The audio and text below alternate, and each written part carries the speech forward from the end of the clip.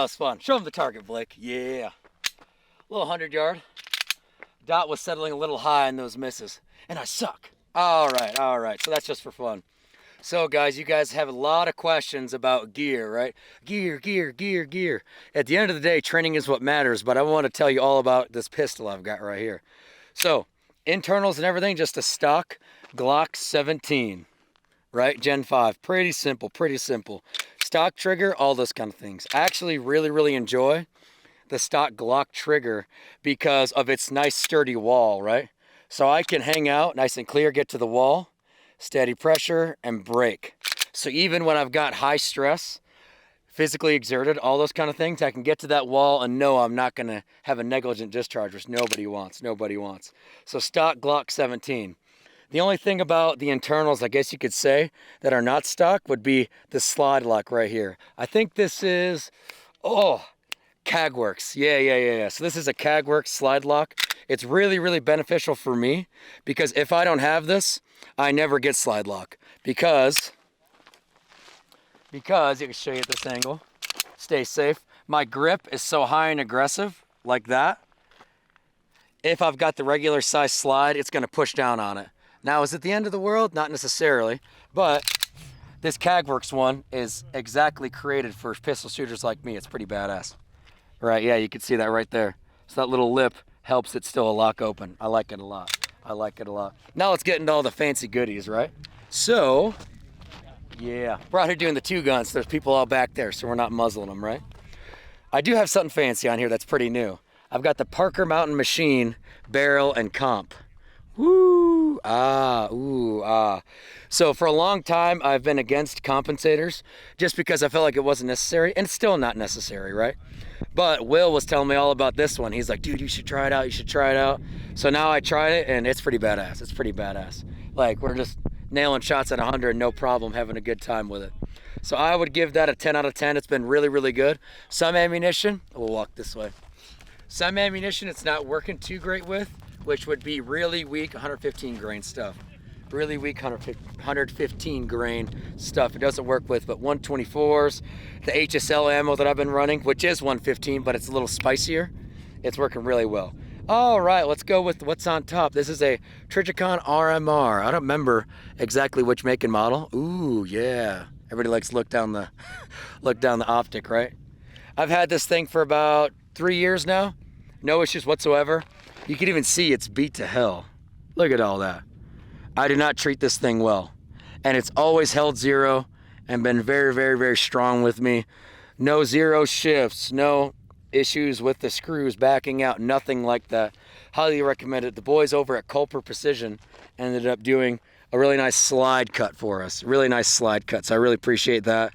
Helps the dot sit a little lower, and I think it looks a little better when you got the slide cut versus the MOS.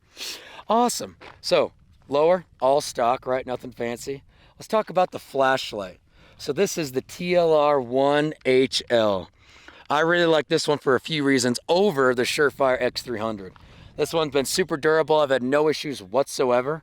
And I like how you can initiate the light extremely easily. So when I go to draw the pistol, step 1, high and tight.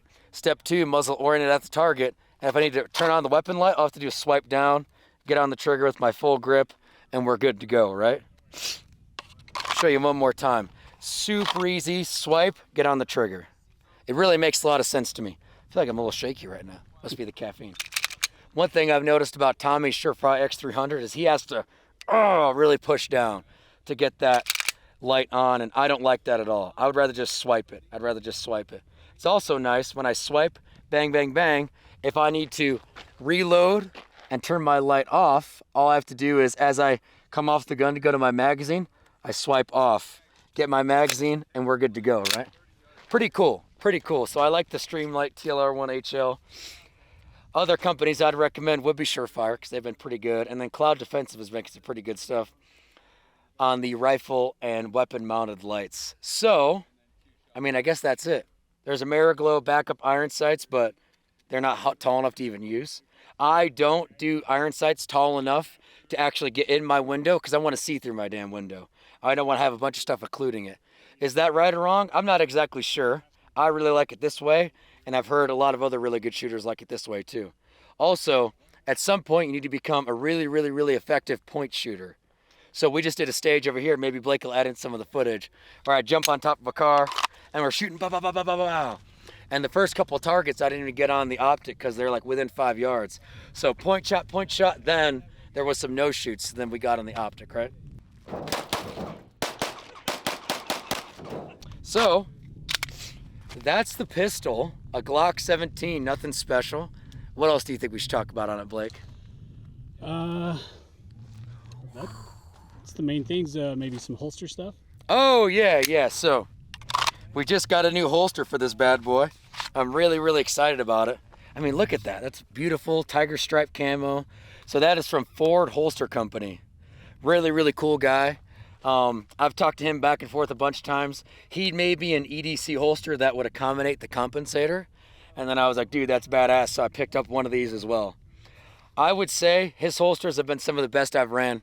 He doesn't give us anything. He doesn't give us any money or any BS codes or that. I just really like him. One of the main reasons why I like his EDC holster, which we'll have to do another video on, is the ride height is perfect. So I really like those Ford holsters. They're badass. And he's just a small business like TCTS, so we got to support him, right? Yeah. At the end of the day, it's just a pistol. So none of this matters. Your training matters. One thing we've noticed at the operator assessment, I really like to run my iron sights at the operator assessment, or at least I did last time, to show guys you could do all the cool guy stuff with iron sights just like you can a red dot. So at the end of the day, train your ass off. Let us know what you think about my pistol, if it's great, if it sucks, all that kind of stuff. Comment below. Like and subscribe. Appreciate you guys. Get out and train.